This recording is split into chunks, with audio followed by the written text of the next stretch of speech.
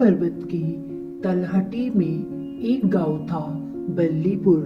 वहां एक अनाथ लड़का हरखू रहता था। वह सीधा एवं दयालु था। हरखू गांव के जानवरों को चराया करता था। बल्लीपुर का जमींदार क्रूर और लालची था। एक बार वर्षा नहीं हुई, फसलें सूख गईं, लोग त्राही त्राही करने लगे।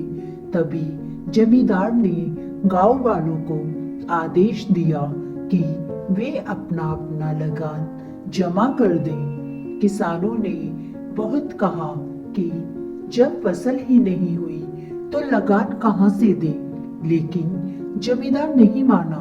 उसने लोगों का बचा खुचा अनाज और उनके जानवर छीन लिए। एक दिन हरखू जंगल में दूर तक घूम आया, लेकिन उसे खाने के लिए कुछ नहीं मिला।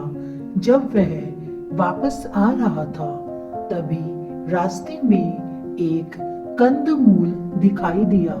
हरखू ने उसे खोदकर निकाल लिया।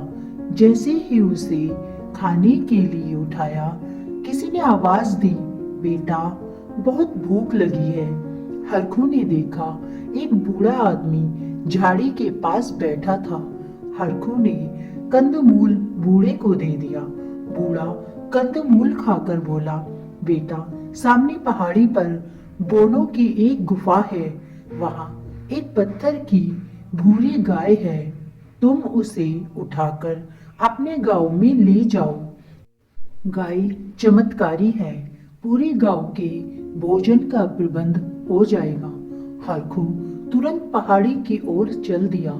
पहाड़ी पर एक गुफा थी।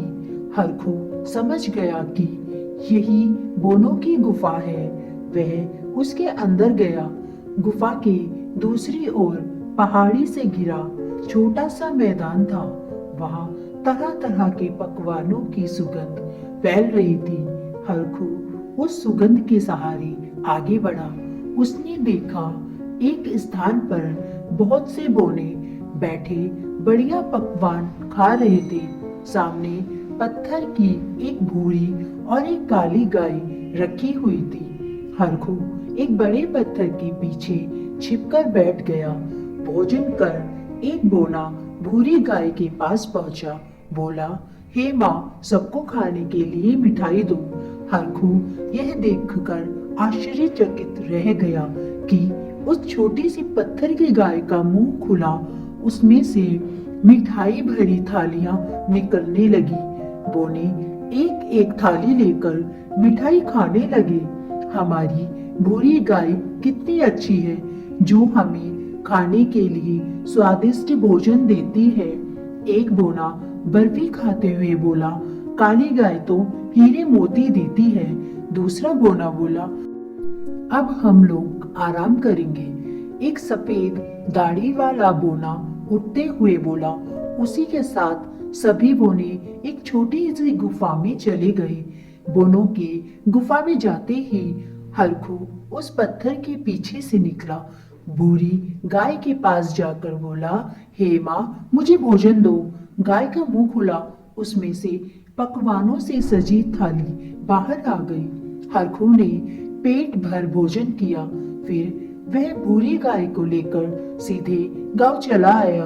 उसने गाय की सहायता से सारे गांव वालों को स्वादिष्ट भोजन खिलाया। अब हरखू रोज गांव वालों को भोजन खिलाने लगा। जमींदार को मालूम हो गया कि हरखू के पास कोई पत्थर की भूरी गाय है, जिससे मनचाहा भोजन मिलता है। जमींदार तुरंत गाय छीनने हरखू के पास पहुंच गया।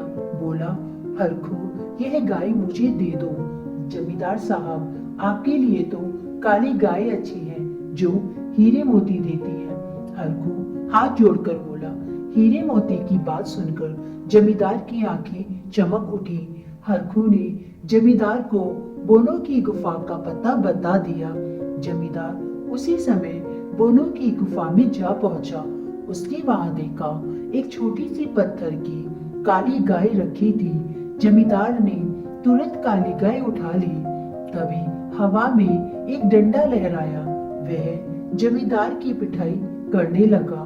जमींदार ने चीखते चिल्लाते हुए काली गाय को वापस रख दिया, लेकिन डंडे ने पिटाई बंद नहीं की। जब तक हमारी भूरी गाय लाकर नहीं दोगे, यह डंडा तुम्हारी पिटाई करता रहेगा। एक बोना जमींदार के सामने आकर बोला, भूरी गाय मैंने नहीं, हरखू चरवाहे ने चुराई है। जमींदार करहा रहा था, मैं कुछ नहीं जानता। जब तक भूरी गाय वापस नहीं आएगी, तुम्हारी पिटाई ऐसे ही होती रहेगी। कहकर बोना चला गया। जमींदार रोता चिल्लाता गांव वापस पहुंचा। हरखू से भूरी गाय वापस करने के लिए गिड़गिड़ाने लगा। डंडा अब भी जमींदार की पिटाई कर रहा था। हम लोग खाएंगे क्या? अनाज तो तुम पहले ही छीन चुके हो। एक गांव वाला बोला, सारा अनाज गांव वालों में बांट दो। तुम अपने अपने जानवर ले लो, लेकिन भूरी गाय वापस कर दो। जमींदार गिड़गिड़ाया। हरखू जमींदार के साथ बोनों की गुफा में गया। उसने भूरी गाय बोनों को वापस कर दी और क्षमा मांगी। बोनों ने क्षमा कर दिया। वे खुशी खुशी गांव लौट गए।